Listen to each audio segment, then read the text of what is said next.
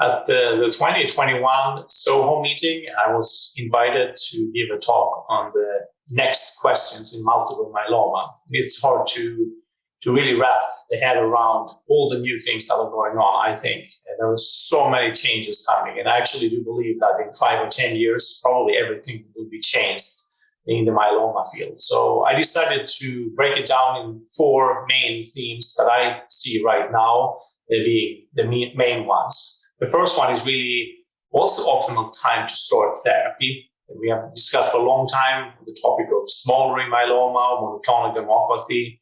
There is no genomic data indicating that myeloma can be identified earlier if you use whole genome sequencing. So optimal time to start therapy, moving up therapy earlier. There are some new exciting results from early treatment with powerful therapies. I think that's one of those questions. Another question is, what's the optimal combination therapy for patients that are newly diagnosed? And of course, that ties into the first theme I mentioned here. What's going to be the role of transplant in the future, knowing that transplant also causes a lot of mutations? Do we need transplant, all these new therapies that can bring patients to MRD negativity by themselves? And it seems to also be sustained MRD negativity for many patients. That would be the second topic.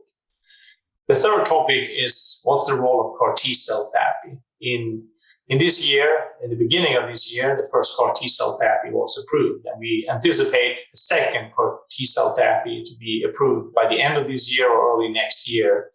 And the results were quite exciting. Where are we going? What's going to be the role of CAR T-cell? Are we going to do it earlier?